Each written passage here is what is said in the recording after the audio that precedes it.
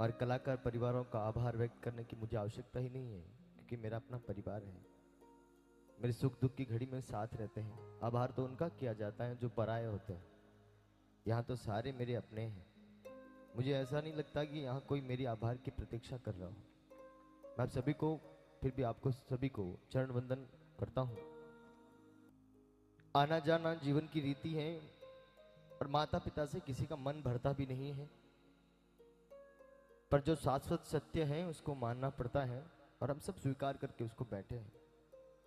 और मेरे जीवन का सत्य बता दूं, मैं इनका पुत्र भले ही था, पर जीवन में मुझे याद है, मेरी उम्र 29 वर्ष हो गई है और 25 वर्ष की ये लंबा जो सफर है ये मुझे पूरा याद है पिता की गोद में। ऐसा कोई समय, ऐसा कोई क्षण नहीं कि मेरे पिता ने मेरी कही हुई बात को कभी टाला हो। बचपन की बात कहूँ तो पिताजी एक बार भोजन करते थे, मैं वापस खिला देता था, तो भी मेरे पिताजी उस भोजन को ग्रहण कर लेते थे। मेरे जीवन में मुझे कभी याद नहीं कि मेरे पिताजी ने मुझे कोई आदेश दिया हो, मुझे कोई कहा हो, कभी आंख फाड़ कर भी, भले ही मैं गलत हो सही हूं, मुझे ठेस पहुंचे या मैं रोऊं या मेरे को तकलीफ हो, ऐसा मेरे पिता ने मेरे जीवन में कभी नहीं किया। उन्होंने जीवन में मेरी कभी किसी बात को नहीं टाला।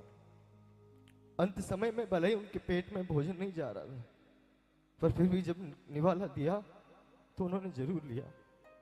आज मुझे नहीं पता मैं उनको कितना सुख दे पाया, पर आज उनके मरण उपरांत उनकी टांग रात में भगवान से यही प्रार्थना करता हूँ, भगवान मेरे पिता को इतना सुंदर स्थान देना, क्योंकि मुझे नहीं लगता कि मेरे पिता ने कभी कोई पाप किया हो।